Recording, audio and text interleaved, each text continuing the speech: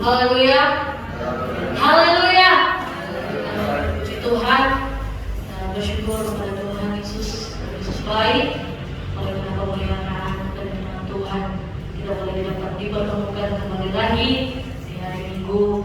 Tuhan Yesus sangat baik. Dan kita balik keluar diri semuanya. Kita mau menyembah Tuhan. Kita mau angkat pujian kita. Dalam nada penyembahan, ku bawa korban syukurku. Haleluya.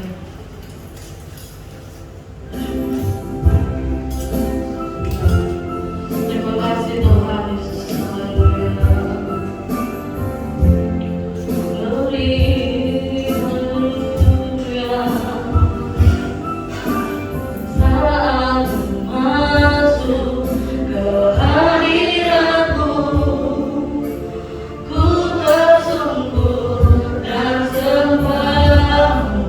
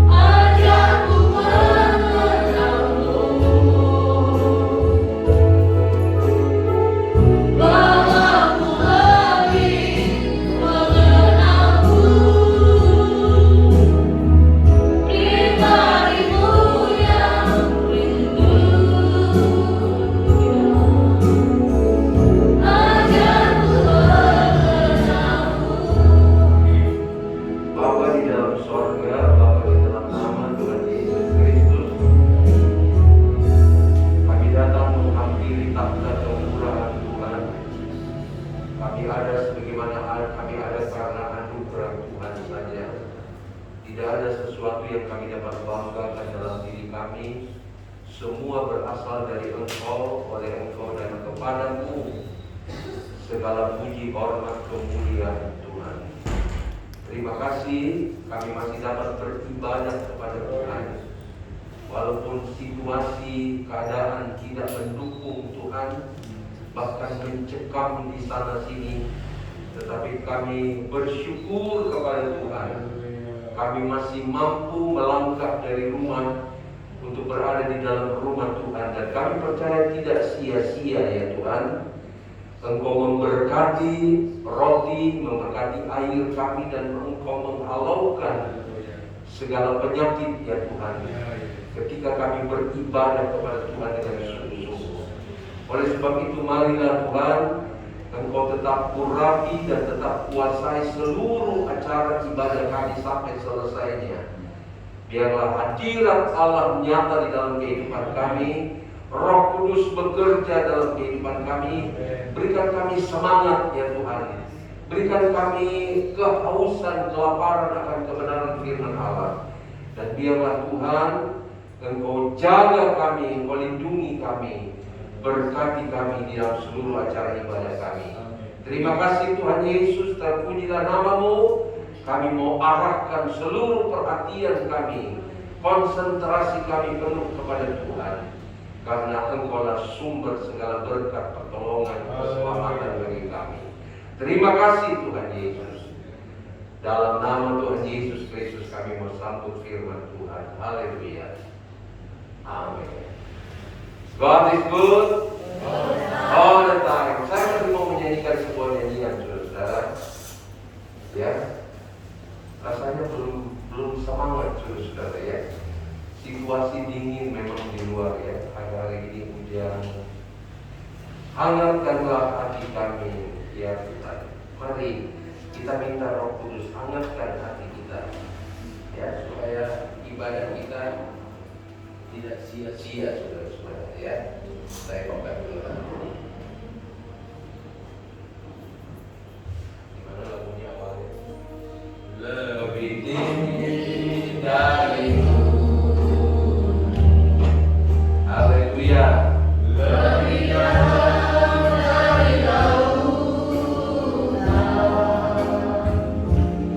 lebih luas dari samudra.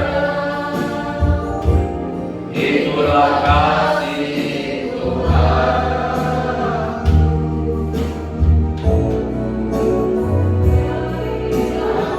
Mari beri bersemangat. Kita ulang dari ulang. Ya, rasanya ini mau mencuri sukacita, mencuri damai sejahtera, mencuri semangat kita. Mari kita nyanyi dengan sungguh-sungguh kepada Tuhan. Kita berdiri bersama-sama. Haleluya. Lebih semangat lagi. Haleluya. Lebih tinggi dari haleluya. Lebih dari laut, lebih luas dari samudra.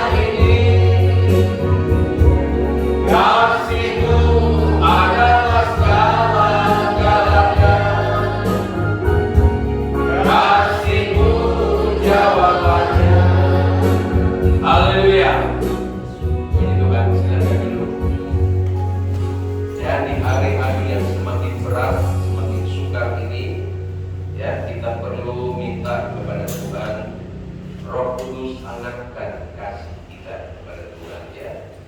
Jangan menjadi suam ya, jangan menjadi panas tidak, dingin pun tidak. Saudara-saudara tidak melihat istri saya ya, dia sekarang lagi terbaring sakit, sudah seminggu flu saudara-saudara ya. Dan ya begitulah.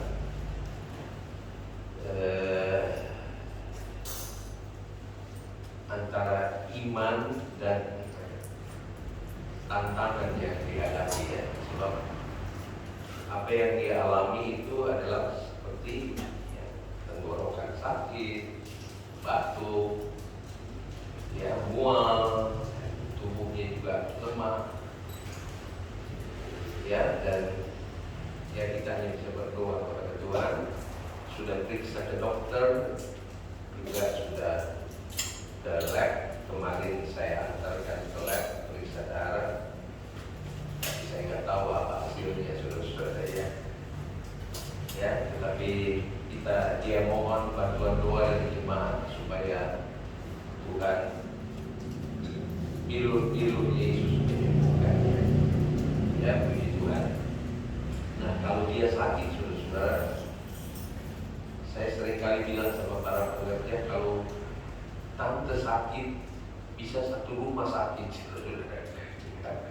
bisa satu rumah itu heboh gitu, ini itu ya. Dan saya pun begitu sampai tengah malam, nanti minta ini, nanti minta itu, nanti minta ini. Tapi puji Tuhan, saya belajar mengucap syukur saja kepada Tuhan ya.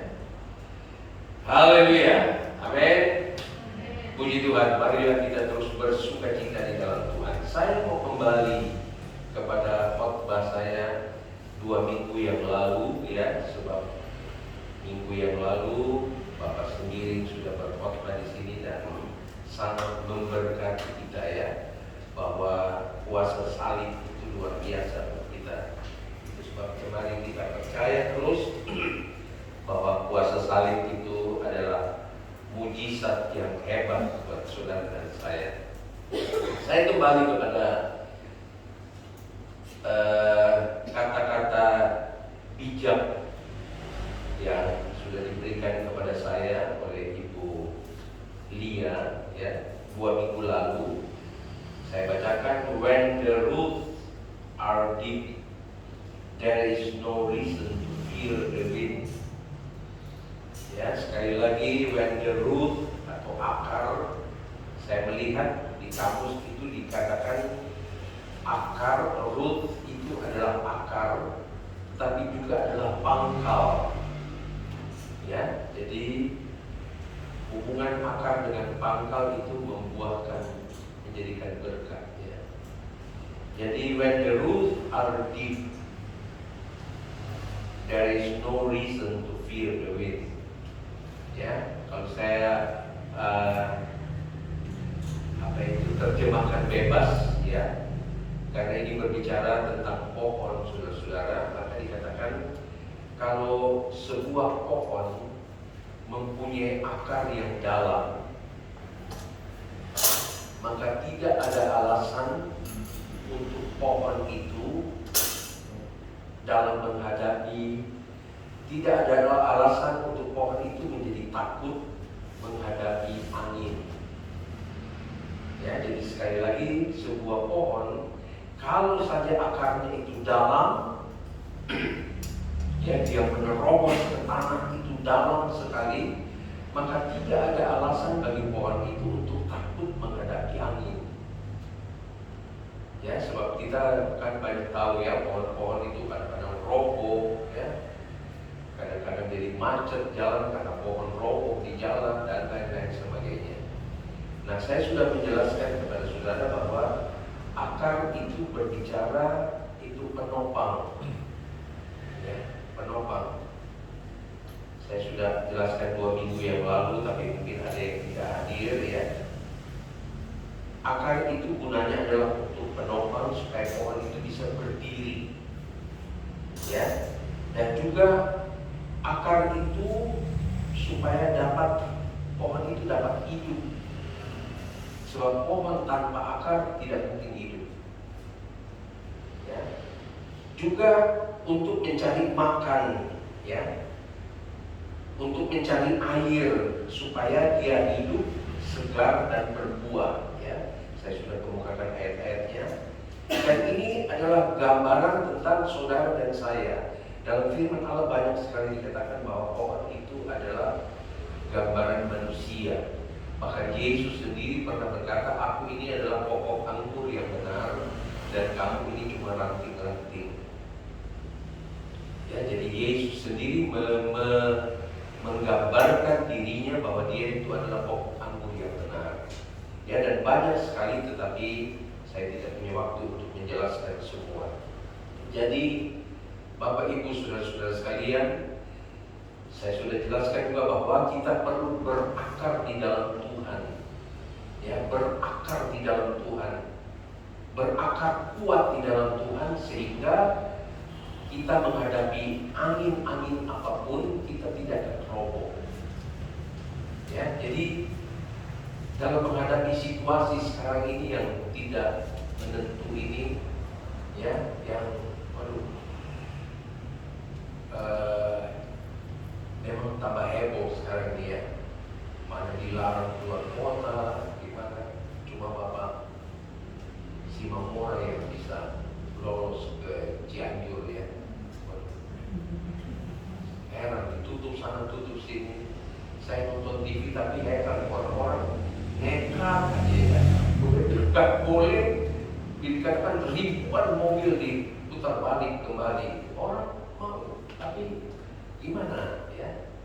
Nah, Bapak Ibu saudara-saudara sekalian, untuk menyingkat waktu, kalau saya 2 minggu lalu berbicara tentang akar, kita harus berakar dalam di dalam Tuhan, ya. Maka saya mau berbicara tentang anginnya. Angin apa sih yang kita sedang hadapi sekarang ini? Ya, angin itu seringkali tidak tahu dari mana asalnya, saudara-saudara, ya. Itu sebabnya seringkali orang tiba-tiba udah masuk angin. Nah, istri saya awalnya juga begitu, ya, karena kami di meja makan, saudara-saudara, saya biasanya punya tempat duduk di sini, ya. Nah, itu menghadap pintu, saudara-saudara. Tapi karena suatu kondisi saya pindah istri saya ke sini. Nah, mulainya di situ dia masuk angin, rasa ini. Akhirnya rumah-rumahnya berbulan-bulan sekarang masuk angin, saudara. Angin kita gak tahu dari mana. Ya, saya mau berbicara tentang angin, ya. Kita semua tentu sudah tahu, ya. Tapi firman Allah pendahulunya saya mau sampaikan di dalam Mazmur 103 berkata begini. Mazmur pasal 103, ayat yang sangat terkenal, dikatakan begini. Mazmur 103, saya baca di ayat 15 dan ayat yang ke-16, dikatakan begini. Adapun manusia, ya, marilah kita menyadari bahwa adapun manusia hari-harinya seperti rumput. Jadi ini kita sebenarnya cuma seperti rumput saja adanya, saudara-saudara, ya. Tapi bisa juga seperti bunga di padang, demikianlah ia berbunga. Ya, jadi kita ini manusia bisa hanya disebut rumput, tapi kalau kita mau dipakai Tuhan bisa jadi bunga, saudara-saudara. Nah, bunga itu kan hal yang menarik. Semua orang yang senang dengan kembang bunga, ya. Sebabnya ada yang berkata cinta itu seringkali dinyatakan dengan bunga, gitu. Dengan kembang maksudnya, bukan bunga bang, saudara, ya. Ya, dengan bunga, bahasa bunga. Tapi dikatakan apabila angin melintasinya, maka tidak ada lagi ia, dan tempatnya tidak mengenalnya lagi. Nah, saudara-saudara, angin apa ini? Ya, yang tadinya Tuhan menjadikan kita seperti rumput, tetapi Tuhan mungkin mau pakai kita, mau menjadi indah barangkali. Tuhan jadikan kita bunga, kembang, ya, yang sudah menjadi daya tarik.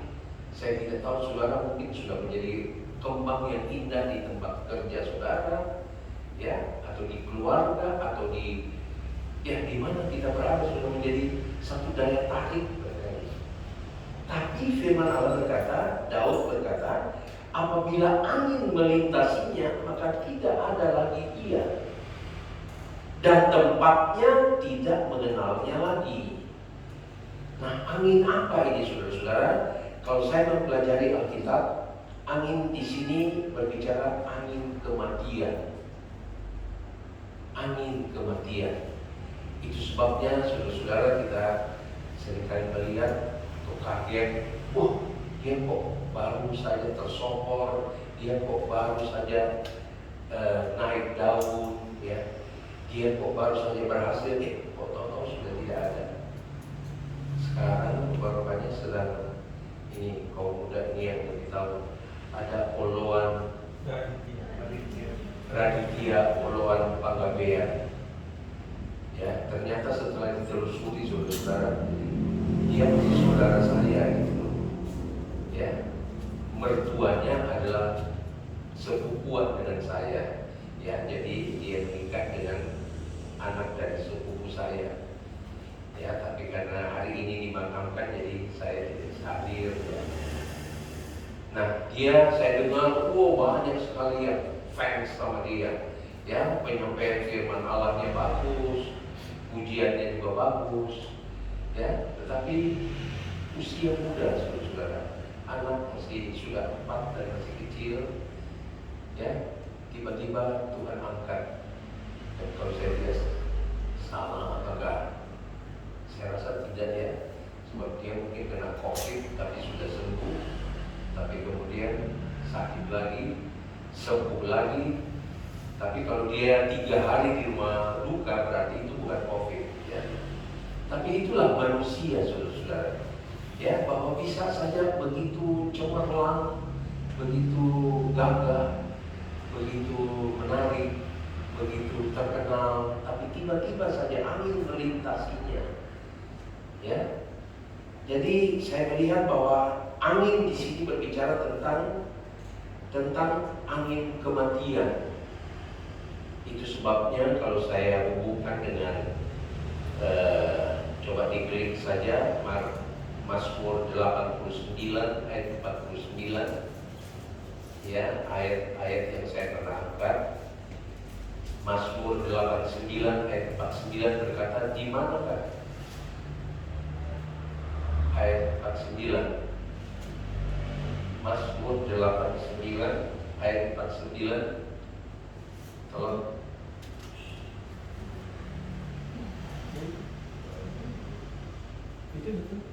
Mazmur 89 ayat 49.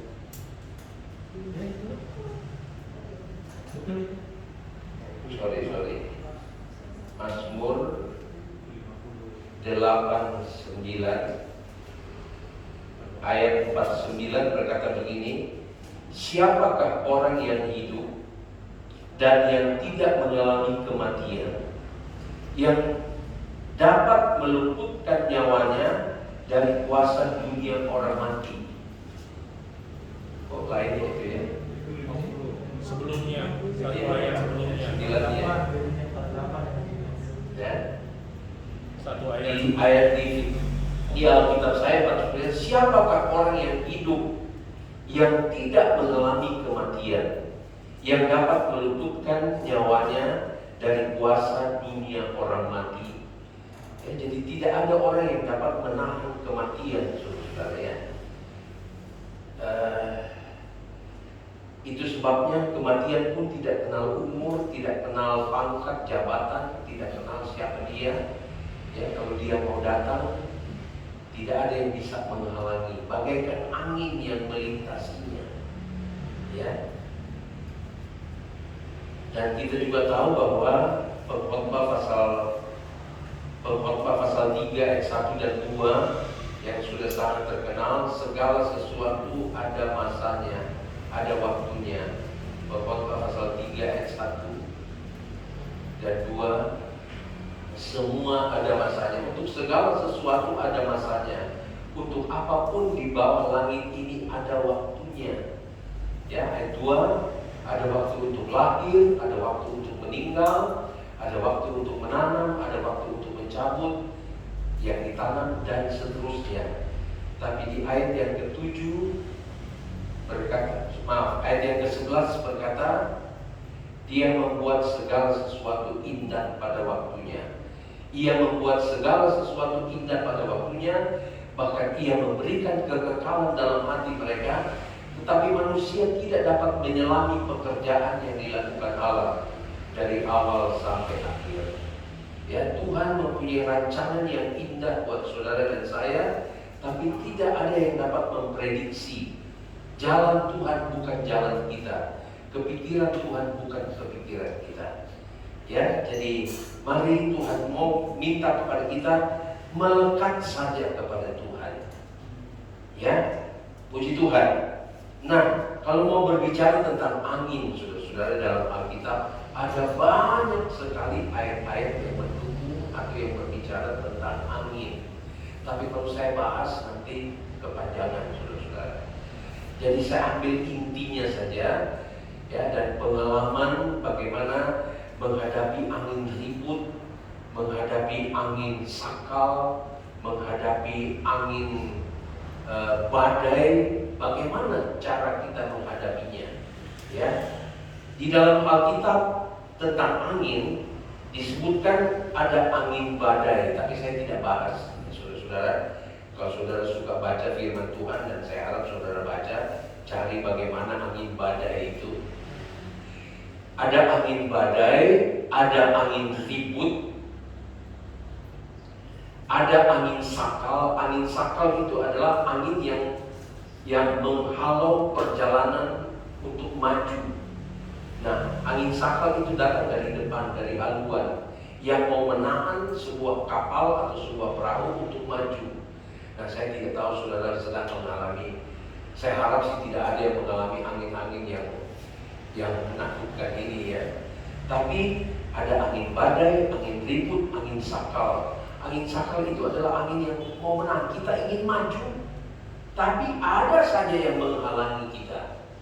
Ya, angin sakal namanya. Juga ada angin timur, tapi juga ada angin sepoi-sepoi. Nah, angin sepoi-sepoi itu seringkali orang seneng gitu loh, sebab dia enak gitu ya.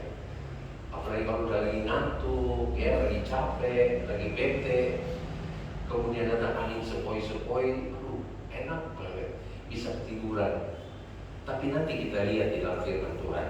Tapi juga saudara-saudara, dalam hidup ini ada juga disebut angin pengajaran. Angin pengajaran. Coba kita lihat sebentar di dalam Efesus pasalnya yang keempat. Ya, saya baca mulai dari Efesus pasal 4 ayat 14, tetapi saya coba baca mulai dari ayat 10. Ya, Efesus pasal 4, saya baca mulai dari ayat 10. Dikatakan begini, Ia yang telah turun, Ia di sini berbicara tentang Yesus, yang telah turun, Ia juga telah naik jauh lebih tinggi daripada semua langit.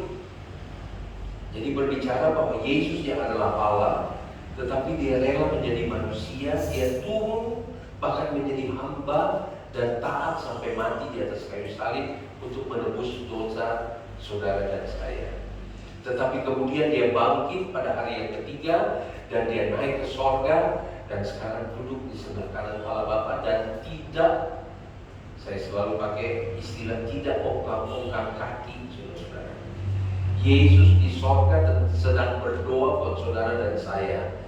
Ya, itu sebabnya kalau kita berhasil, kita ada di dalam keadaan yang baik, kita diberkati, kita sehat, kita bisa bekerja, kita masih bisa beraktivitas, ini karena Allah atau karena Yesus sedang berdoa buat saudara dan saya.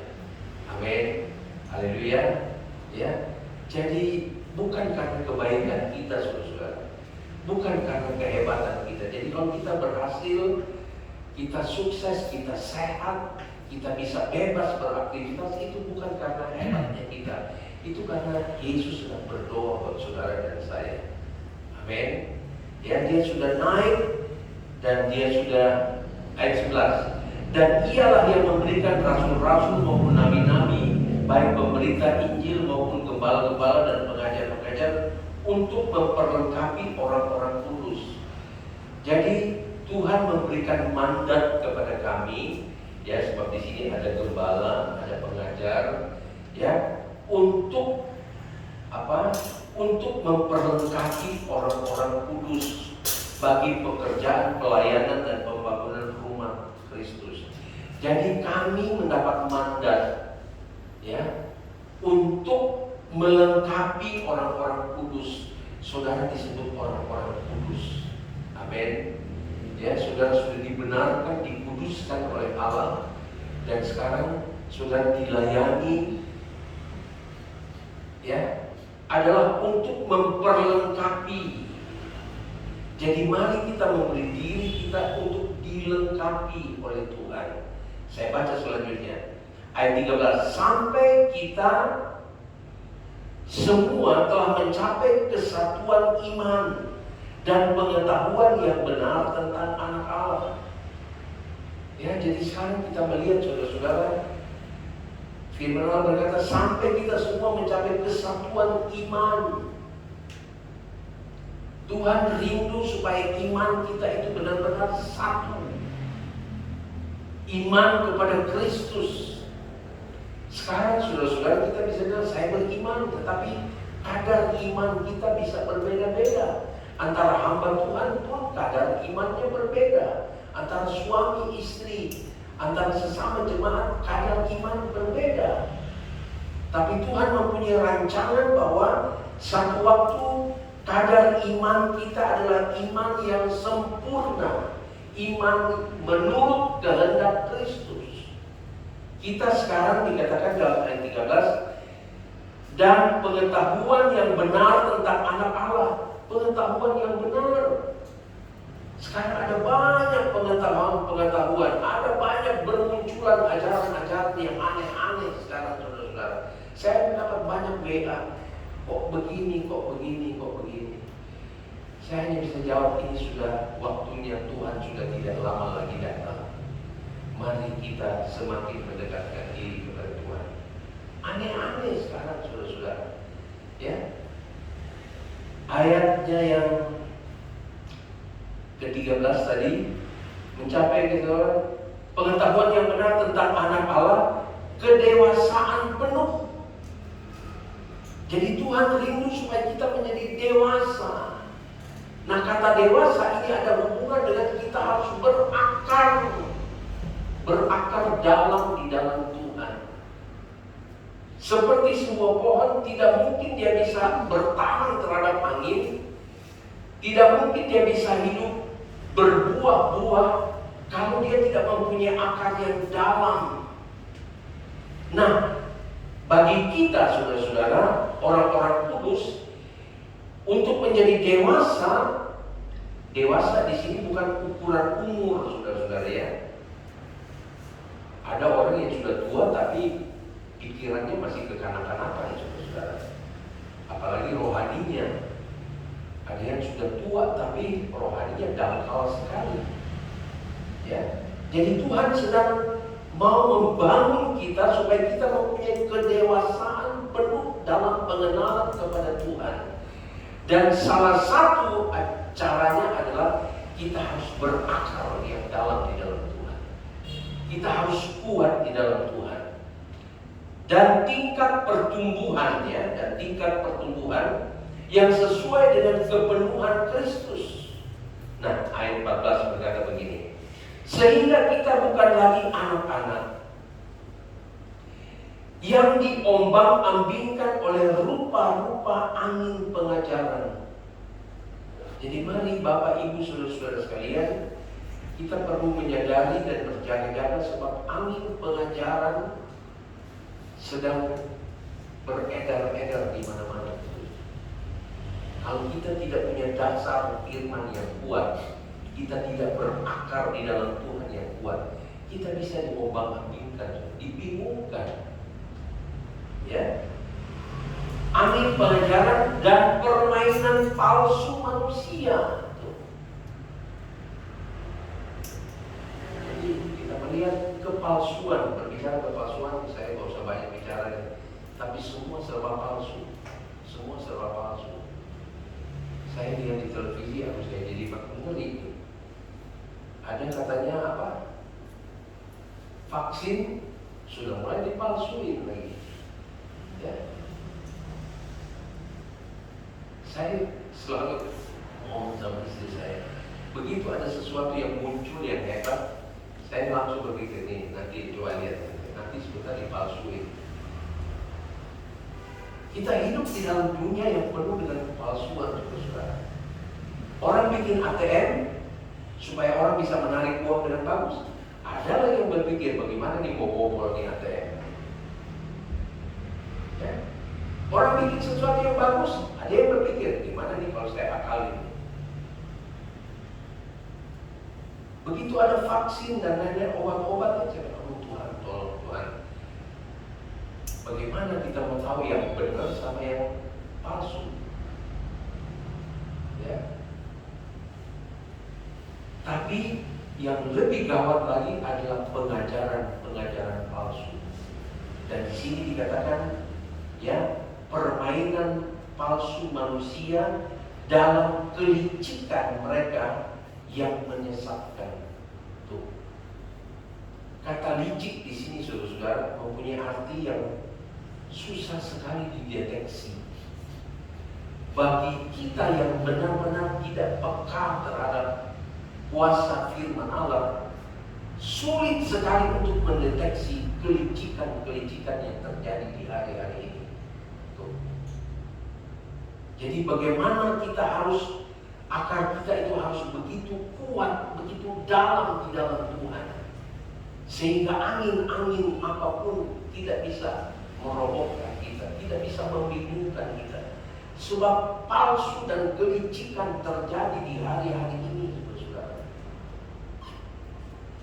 Ya, apalagi dikatakan dan menyesatkan. Ayat 15. Tetapi dengan teguh berpegang kepada kebenaran di dalam kasih kita, bertumbuh di dalam hal ke arah Dia, Kristus yang adalah kepala. Ya, jadi mari kita diminta oleh bertumbuh. Nah, sekali lagi saya katakan, tidak mungkin sebuah pohon bertumbuh kalau akarnya tidak dalam, kalau akarnya tidak subur. Haleluya. Jadi mari kita perlu membangun hati kita untuk mengenal kepada Tuhan, saudara, sehingga angin-angin mau datang, mau bilang COVID yang lebih gawat dan lebih ini, lebih itu, kita tetap menjadi pohon yang tetap berdiri teguh. Ya, tidak ada alasan untuk takut kepada angin itu. Haleluya. Ya. Lagi, ya, saya dalam Kisah Rasul pasal 2, ya, ini semua tentu sudah tahu ini ya. Kisah Rasul pasal 2 dikatakan begini. Kisah Rasul pasal 2, saya bacakan di ayat 1 sampai dengan ayat 4. Kisah Rasul pasal 2 tentang hari Pentakosta.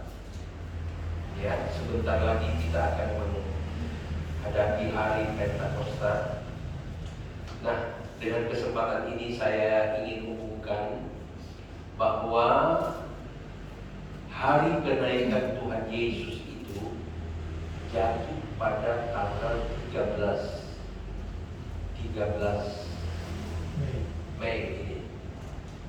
Ya, dan itu bertepatan dengan Lebaran pertama. Tapi tadi saya dengar dari Pak Firman tanggal 11 itu. Tanggal 11 itu pengumuman. Ya? Pengumuman dari Menteri. Oh ya, katanya menurut bintang atau apa itu. Saya juga nggak ngerti. Itu hebatnya Tuhan kita ya. apalagi saudara-saudara setiap itu. Ya, oke, apapun keadaannya, nah marilah kita menghormati saudara-saudara kita yang mengadakan Lebaran pada tanggal 13, sehingga saya ingin mengimbau kepada saudara tidak ada ibadah.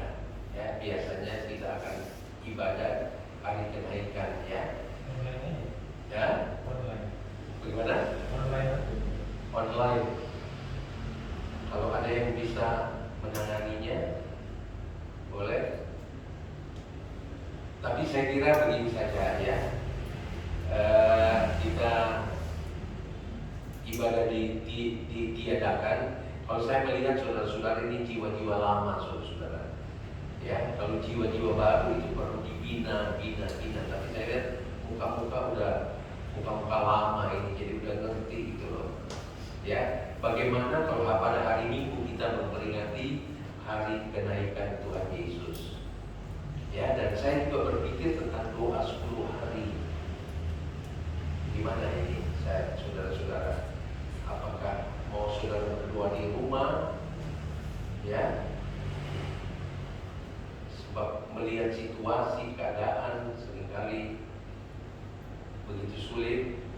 Ya, tapi oke, kita bicarakan, nanti kita putuskan di hari Minggu yang akan datang. Ya, jadi di hari Minggu yang akan datang kita akan memperingati hari kenaikan daripada Tuhan Yesus. Dan sebenarnya dilanjutkan dengan doa 10 hari untuk mencari kepenuhan Roh Kudus.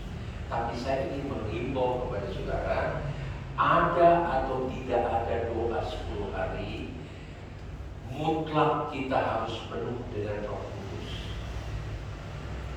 Ya, kita bisa cari Roh Kudus. Roh Kudus itu sudah dicurahkan. Ya, tinggal kita memintanya dengan bertahun-tahun, dengan sungguh-sungguh.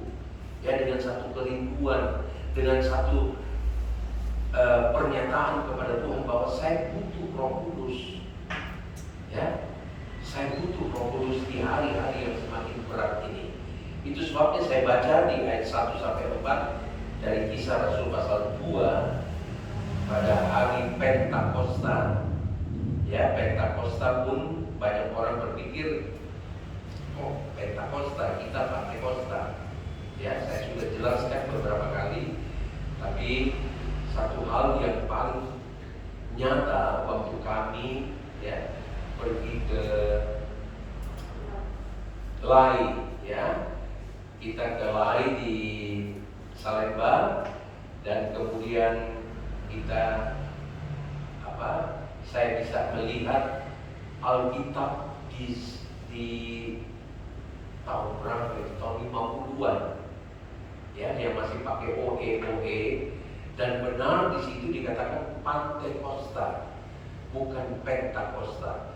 Jadi Alkitab yang lama itu sudah menulis bahwa Pantekosta, bukan Pentakosta. Ya, tapi Pentakosta itu artinya hari ke-50. Ya, saya sudah jelaskan kepada saudara, hari ke-50 itu didapati dari ketika Yesus bangkit, ya, dan 40 hari dia menunjukkan dirinya kepada murid-murid, sebab murid-murid tidak percaya bahwa dia bangkit. Bahkan Thomas sendiri berkata, kalau aku belum menunjukkan jariku, aku gak percaya. Jadi 40 hari Yesus berkeliling, jumpa dengan murid-murid, jumpa dengan orang banyak, menyatakan bahwa dia sudah bangkit. Dan kemudian sebelum dia naik ke sorga, dia berkata, tunggu di kamar loteng. Aku akan minta kepada Bapa, dan Bapa akan mencurahkan Roh Kudus. Dan ketika murid-murid menunggu 10 hari, maka Roh Kudus dicurahkan di hari Pentakosta. Jadi 40 hari Yesus menunjukkan diri kepada murid-murid bahwa dia bangkit, plus 10 hari menjadi 50 hari. Artinya Pentakosta artinya hari yang ke-50, pencurahan Roh Kudus. Ya, jelas ya. Puji Tuhan. Saya bacakan. Ketika tiba hari Pentakosta, semua orang percaya berkumpul di satu tempat. Tiba-tiba turunlah dari langit suatu bunyi seperti tiupan tiupan angin keras. Nah, jadi ada angin keras, ada angin badai, angin ribut, tapi di sini ada angin keras yang memenuhi seluruh rumah di mana mereka duduk, dan tampaklah kepada mereka lidah-lidah seperti nyala api yang bertebaran. Heran saudara-saudara, ada angin keras, ada lidah-lidah api di atas kepala-kepala murid-murid yang sedang berdoa. Tapi herannya api itu gak mati, saudara. Ya, ini mujizat-mujizat tentang kebesaran Tuhan. Itu hebatnya Allah kita, saudara-saudara. Dia tidak dapat dijangkau dengan pikiran, ya, dengan akal kita. Kita diminta percaya saja, ya. Dikatakan mereka duduk dan tampaklah kepada mereka lidah-lidah seperti nyala api yang bertebaran, dan hingga pada mereka masing-masing, maka penuhlah mereka dengan Roh Kudus. Jadi tuntutan firman Allah buat kita adalah kita harus penuh dengan Roh Kudus. Kalau gereja lain, saudara-saudara, saya tidak usah sebutkan denominasinya. Gereja lain berkata ketika kita percaya sudah penuh dengan Roh Kudus. Tapi bagi kita, gereja Pantekosta, gereja karismatik, itu yang disebut penuh itu artinya dia luber, ya. Dia luber sehingga seperti gelas yang diisi air kemudian penuh, tapi kemudian luber. Nah, lubernya itu adalah bahasa roh. Ya, jadi saya disebut penuh Roh Kudus ketika saya berbahasa roh, berbahasa lain. Di sini dikatakan, maka penuhlah mereka dengan Roh Kudus, lalu mereka mulai berkata-kata dalam bahasa-bahasa lain seperti yang diberikan oleh Roh itu kepada mereka untuk mengatakannya.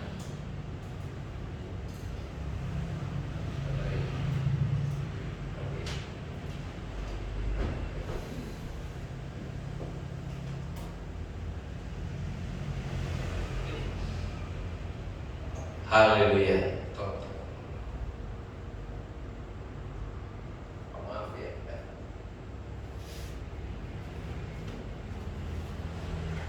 Ya, jadi saya kira bahwa itu adalah angin yang keras juga terjadi pada hari Pentakosta.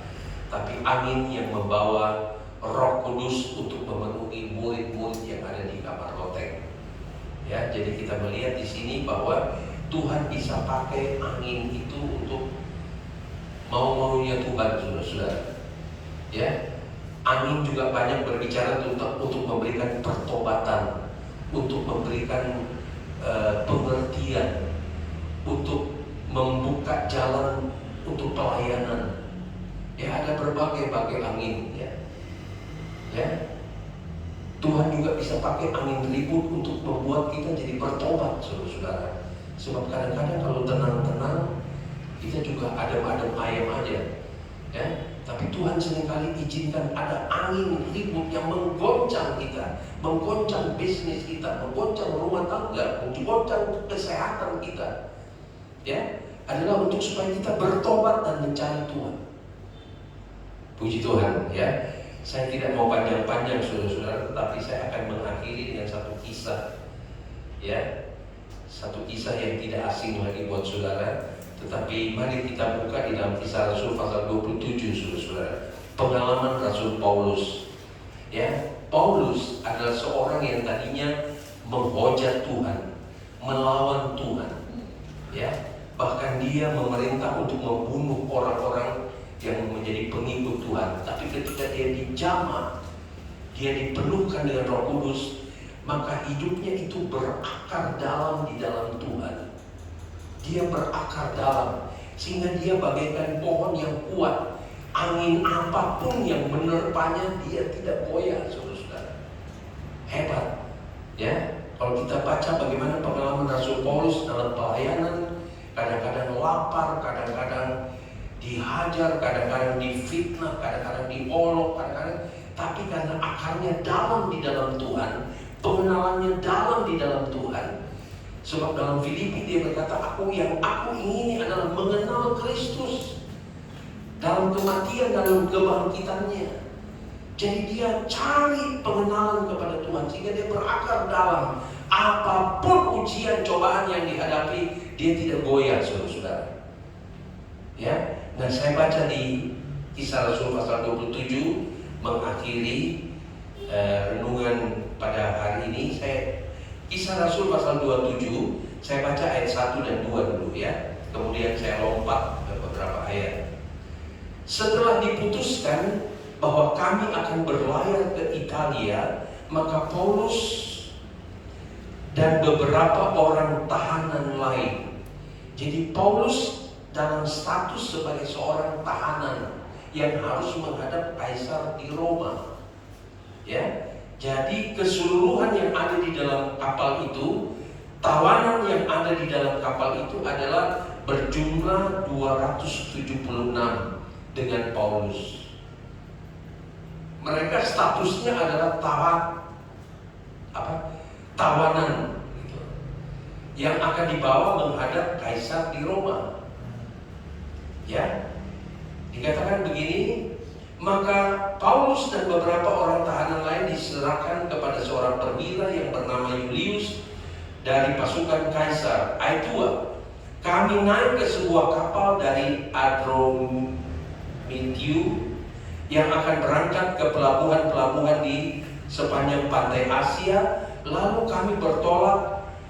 Aristarkus seorang Makedonia dari Tesalonika menyertai kami.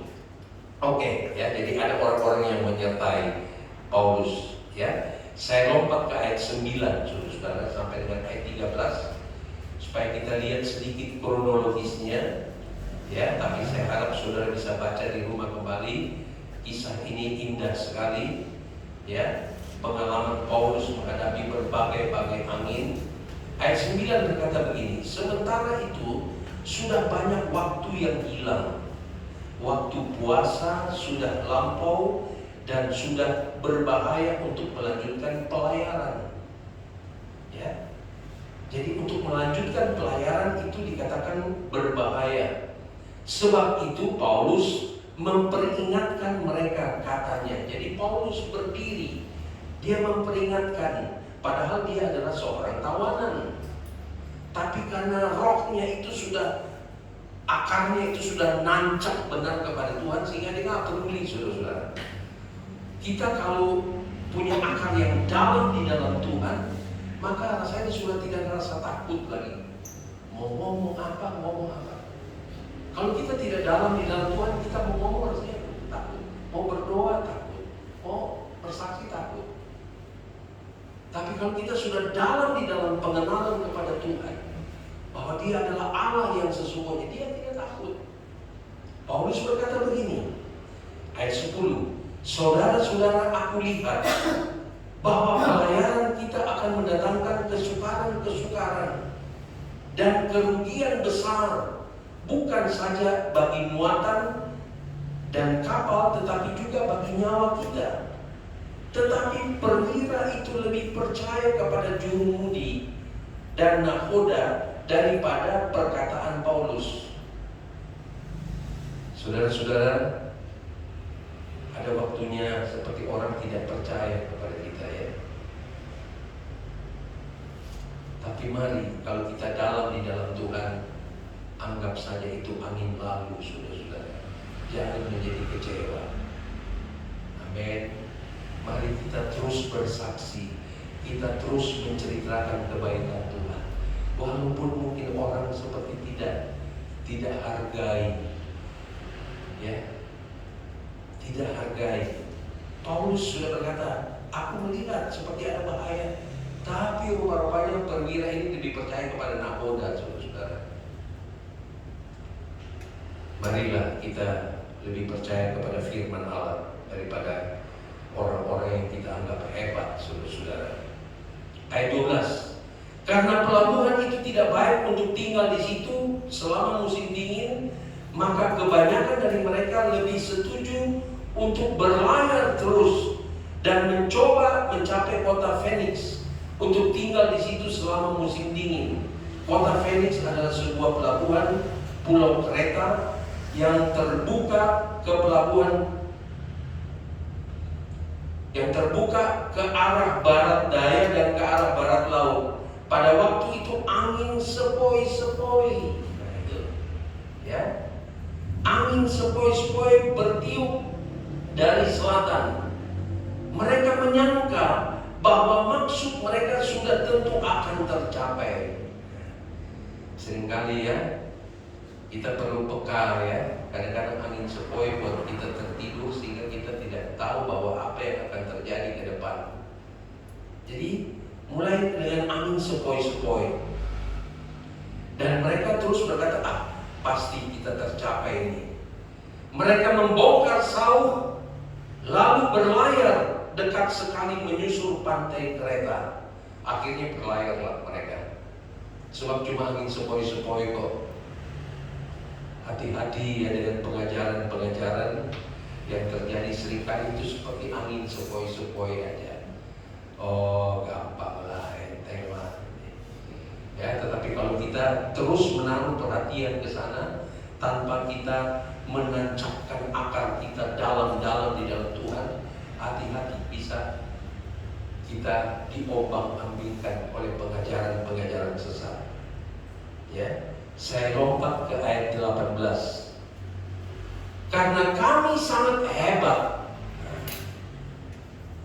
Dari angin sepoi-sepoi tidak percaya kepada Paulus, maka terjadi karena kami sangat hebat diombang-ambingkan angin badai. Itu tadinya sepoi-sepoi, saudara-saudara. Enteng, sepoi-sepoi enak nih, malah tidur nih.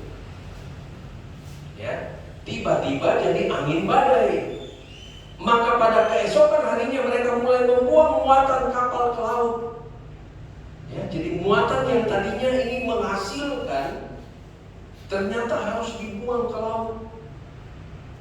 Saudara-saudara, hati-hati kalau kita menganggap enteng kuasa firman Allah yang mungkin tadinya kita anggap ini akan menjadi berkat, tahu-tahu justru menjadi laknat, saudara-saudara.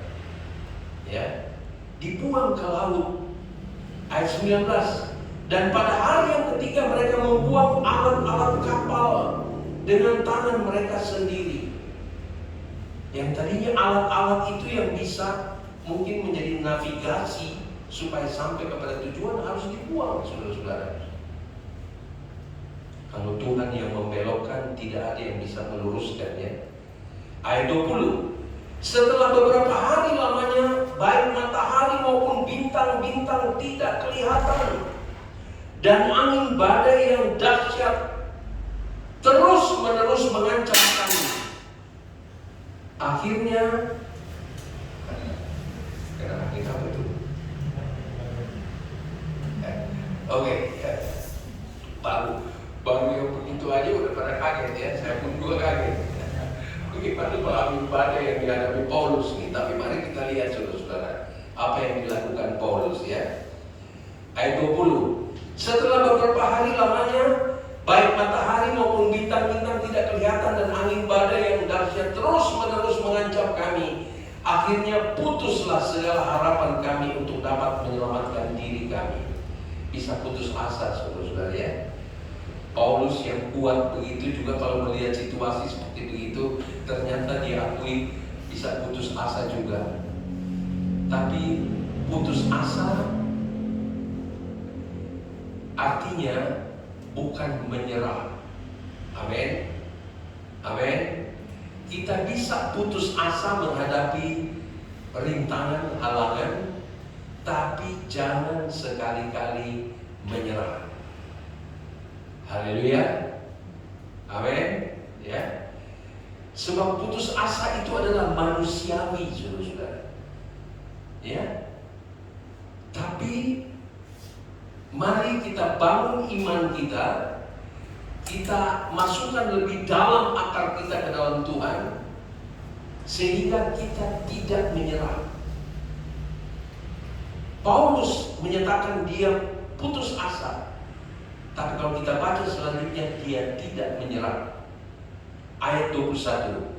Dan karena mereka beberapa lamanya tidak makan tuh, berdirilah Paulus di tengah-tengah mereka dan berkata, saudara-saudara, jika sekiranya nasihatku dituruti supaya kita jangan berlayar dari kereta, kita pasti terpelihara dari kesukaran dan kerugian ini. Paulus diangkat sedikit, ya. Saya udah nasihati, ya, tetapi dia tidak bangga dengan nasihatnya, saudara-saudara. Nasihat kita bisa dilawan, tapi kita jangan putus asa untuk tetap percaya kepada Tuhan. Amin. Dia cukup diangkat sedikit, coba nggak berangkat. Ayat 22. Tetapi sekarang juga dalam kesukaran ini, aku menasehatkan kamu supaya kamu tetap bertabah hati. Dia mengencourage, ya. Dia membangun, dia memberi semangat, ya. Padahal dia seorang tawanan, ya. Dia seorang yang akan dihukum, ya. Tapi dia membangun. Inilah kelebihan orang yang penuh dengan Roh Kudus. Inilah kelebihan orang yang dalam pengenalan kepada Tuhan. Dia pantang menyerah dan dia ingin selalu membangun, memberikan semangat. Ya. Dia berkata, ayat 22, karena tadi malam seorang malaikat dari Allah, yaitu dari Allah yang aku sembah sebagai miliknya, berdiri di sisiku dalam situasi yang begitu gawat. Angin ribut, angin badai, tidak makan, kelaparan. Paulus masih bisa mengangkat hatinya kepada Tuhan. Dia menyembah kepada Tuhan. Bapak, Ibu, saudara-saudara sekalian, menyembah kepada Tuhan itu bukan kita harus, ya memang firman Allah ajarkan masuk kamar dan kita berdoa kepada Tuhan atau kita berlutut. Tetapi saya ingin katakan, dalam situasi keadaan seperti ini, biarlah dalam setiap gerak-gerik kita, hati kita terangkat kepada Tuhan dan menyembah kepada Tuhan. Dalam setiap apa yang kita lakukan, mau nyetir kek, mau masak kek, mau berjalan kek, mau lakukan hal yang sekecil apapun, mari hati kita terangkat kepada Tuhan.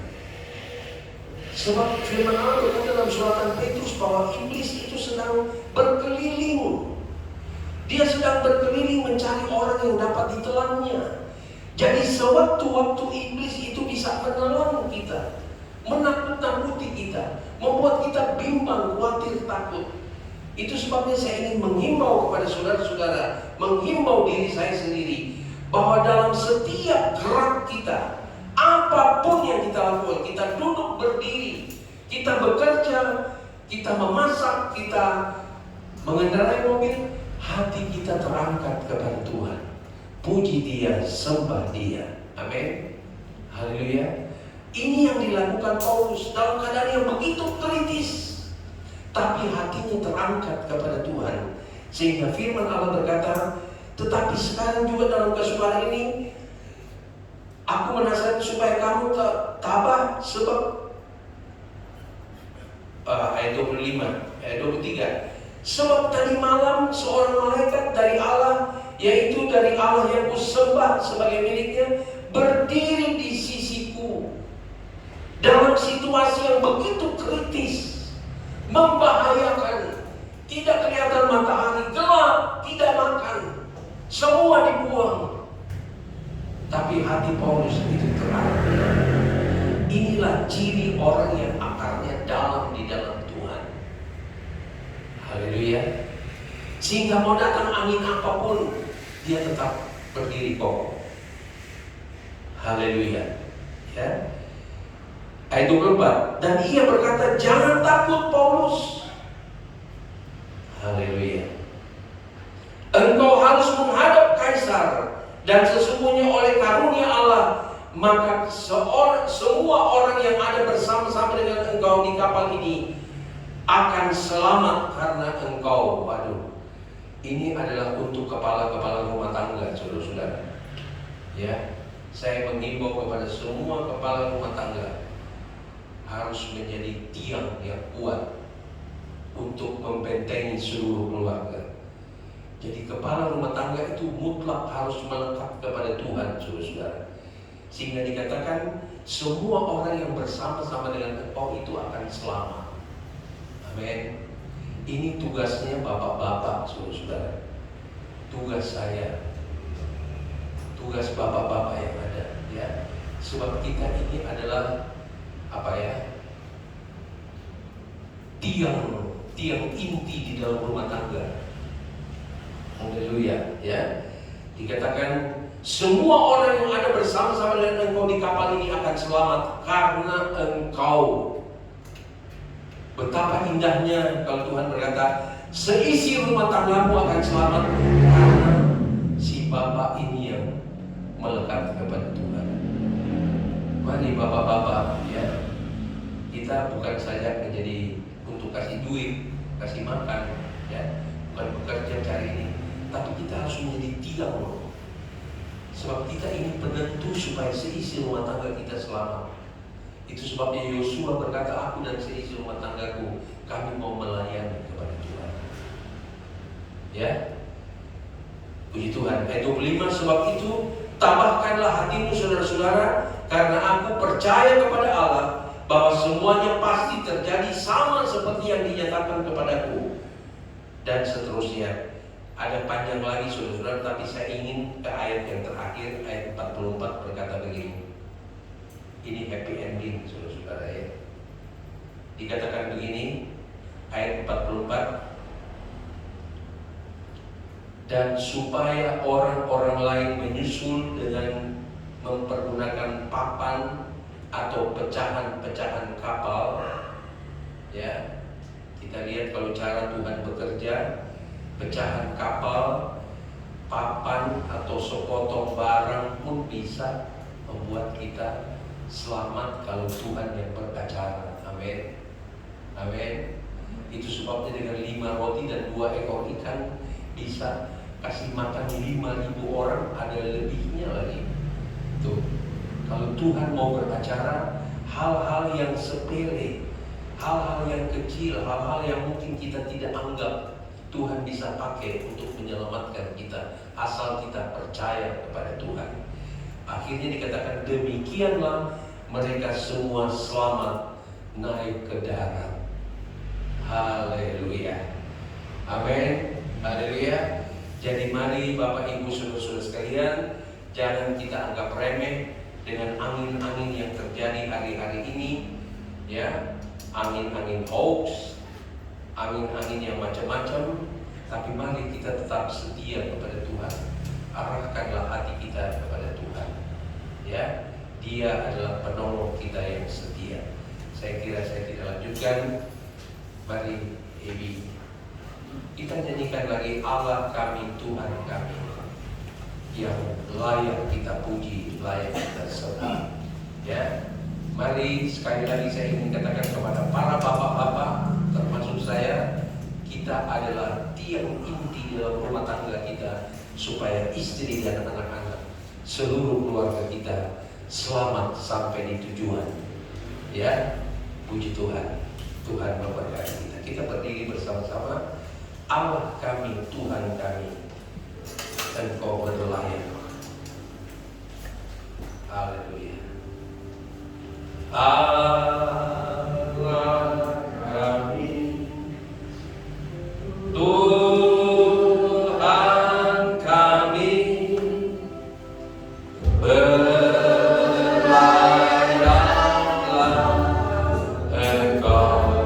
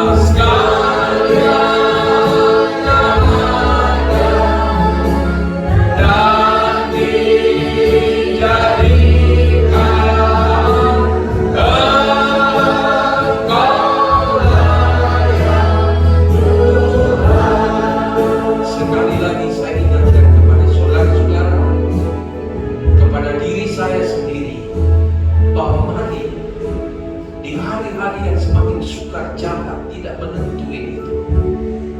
Dalam setiap saat, bukan saja pada waktu kita tenang ataupun apa. Mari biarlah hati kita terus berhubungan dengan Tuhan. Sambil berjalan engkau memuji-muji, engkau mengagungkan. Sambil kita berjalan kita juga bisa berbahasa Roh Kudus. Haleluya. Bagaimana dekatnya kita dengan Tuhan, bagaimana kita menghormati Dia, maka begitulah juga Dia akan menolong dan memberkati kita, menyertai kita. Haleluya. Setiap saat bisa terjadi hal-hal yang tidak kita inginkan. Tapi kita mau belajar dari Paulus, dia berkata, hidupku adalah Kristus. Dan ketika kita sudah melakukan yang terbaik bagi Tuhan, dan ternyata kita harus mati, firman Allah berkata, kematian itu adalah menguntungkan. Haleluya. Haleluya. Setiap jengkal, setiap saat bisa saja terjadi hal-hal yang tidak kita inginkan. Tapi kalau itu mati di dalam Tuhan, maka Paulus berkata ini adalah hal yang sangat-sangat menguntungkan, bukan kerugian. Mari kita sembah lagi melalui nyanyian ini sekali lagi, dan angkat hatimu kepada Tuhan. Sebab Dia dapat berbuat segala sesuatu menurut maunya Tuhan.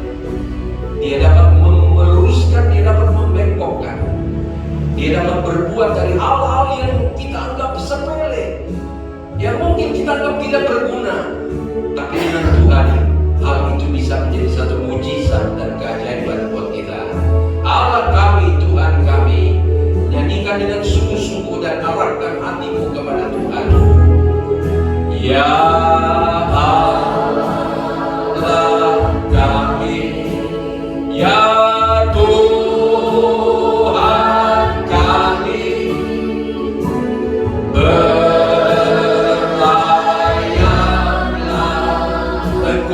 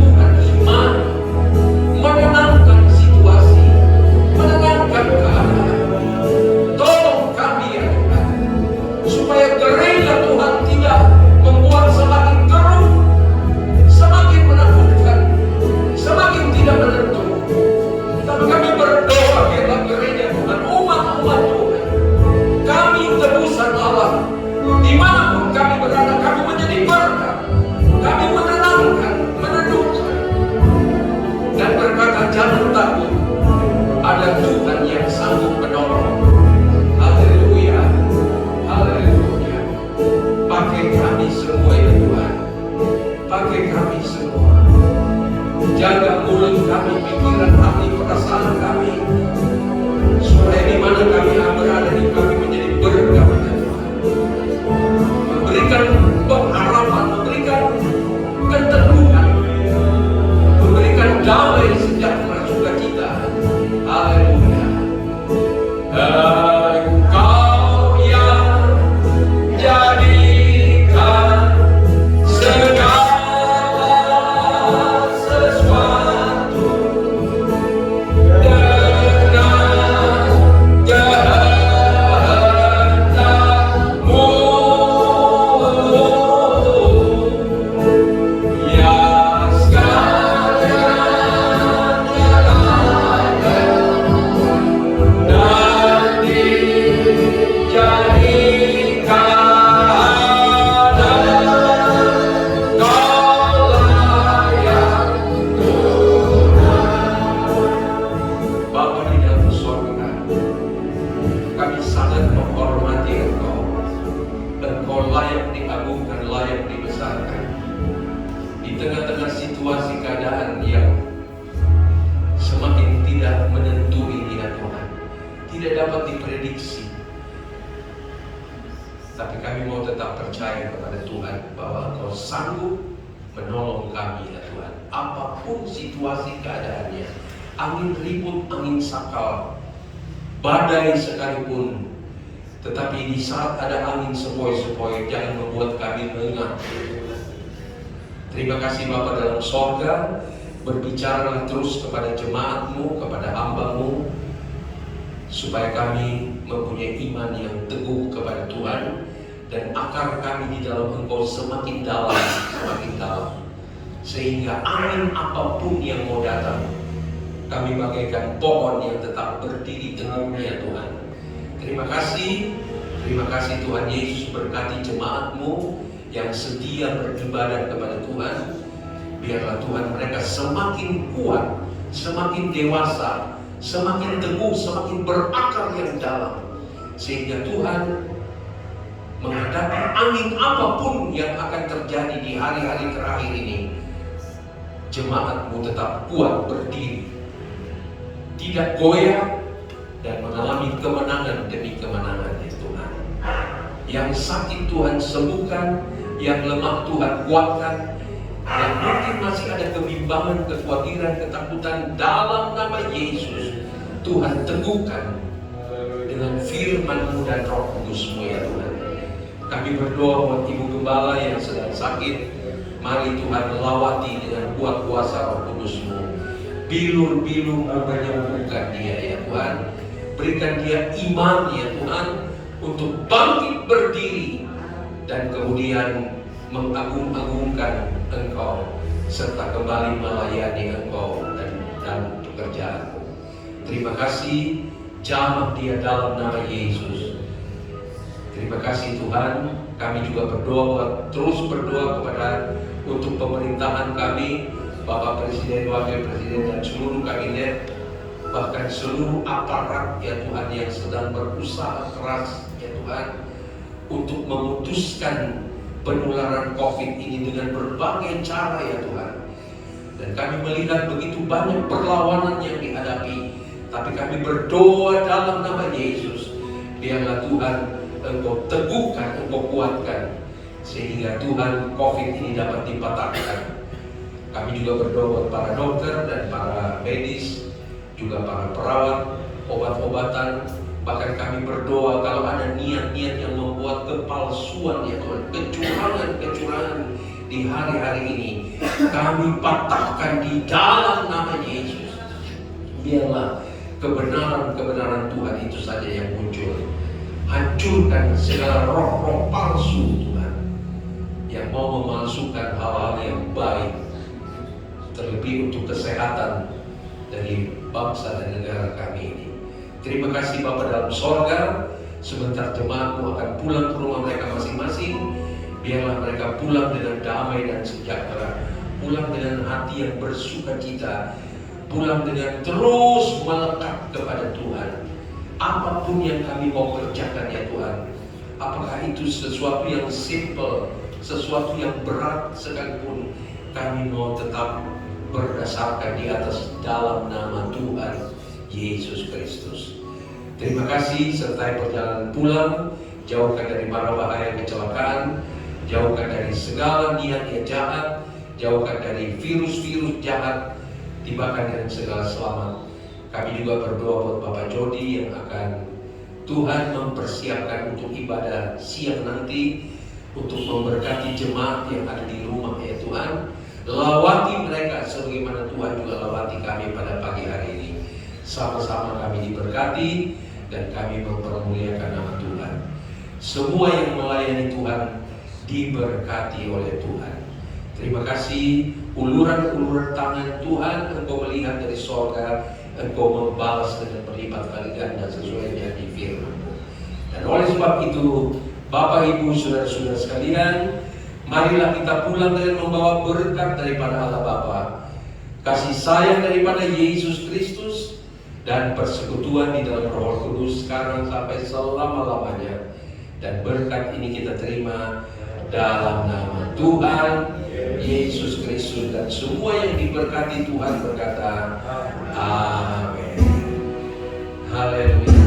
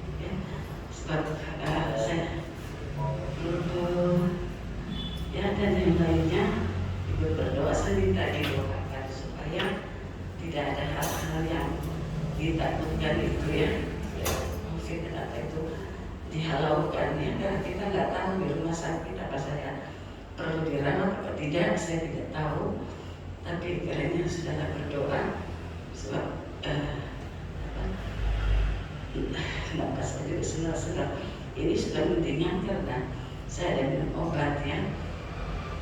Puji Tuhan, itu saja. Bagaimana?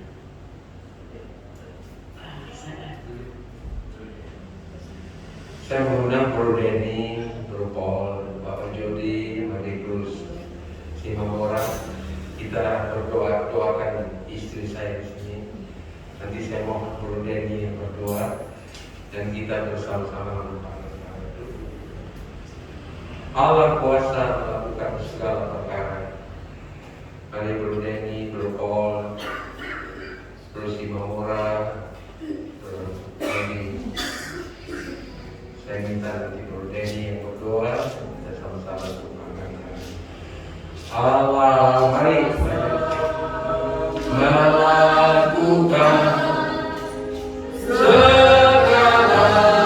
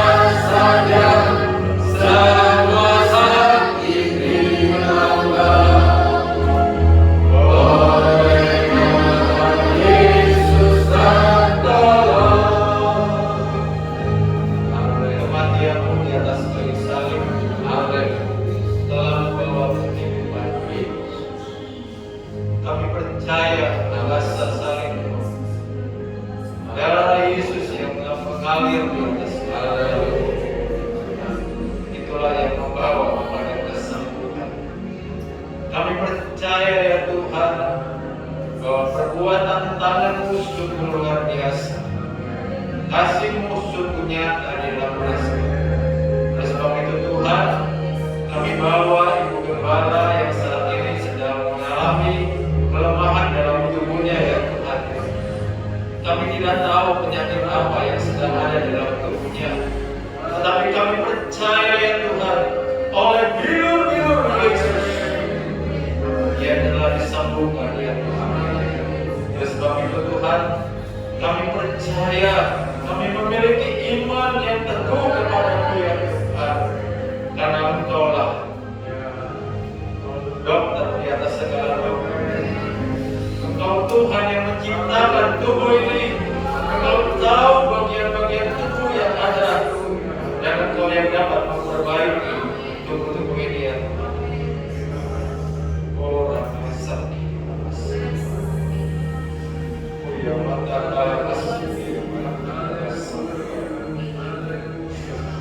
ulurkanlah tangan-Mu, nyatakanlah kuasa-Mu ya Tuhan. Ramah kepada kami ya Tuhan. Berikanlah dia kekuatan dalam iman yang percaya kepada-Mu, bahwa Engkau yang sudah menyembuhkannya, Engkau yang sudah memberikan kekuatan kepadanya, Engkau yang sudah memberikan kesanggupan kepadanya ya Tuhan. Dan kami percaya ya Tuhan, kuasa itu tetap sama, dulu, sekarang, dan selama-lamanya. Terima kasih, terima kasih. Kami akan menumpahkan tangan. Ulurkanlah tangan-Mu, nyatakanlah kuasa-Mu ya Tuhan. Di dalam nama Tuhan Yesus Kristus, tangan yang penuh dengan kuasa ya Tuhan, menjamah bagian tubuh-tubuh daripada Ibu Gembala ya Tuhan. Dan kami percaya oleh bilur-bilur Yesus ada kesembuhan. Terima kasih ya Tuhan. Kalau Ibu Gembala juga akan memeriksakan kesehatannya di rumah sakit ya Tuhan, di Premier, bertemu dengan dokter yang akan memeriksakan ya Tuhan. Tuhan, kami percaya ya Tuhan, tidak ada satu penyakit pun yang ada. Kami percaya Tuhan, Tuhan yang sudah menyembuhkan ya Tuhan. Bukti dari kebesaran-Mu ya Tuhan, Engkau pakai para tangan dokter yang ada ya Tuhan. Biarlah Tuhan, apapun yang harus dilakukan ya Tuhan, biarlah semuanya berjalan seturut dengan kehendak-Mu. Nama-Mu yang dipermuliakan dan dibesarkan Tuhan. Sekali lagi kami sekali lagi mohon kekuatan-Mu, iman percaya Ibu Gembala kepada-Mu, bangkitkan kepada-Mu ya Tuhan. Terpujilah Engkau di dalam nama Tuhan Yesus Kristus. Kami berdoa dan mengucap syukur bahwa Ibu Gembala sudah diberikan kekuatan, Ibu Gembala sudah diberikan kemampuan, Ibu Gembala diberikan kekuatan dari Tuhan, dan oleh bilur-bilur Yesus Tuhan dia telah disembuhkan. Haleluya. Amin.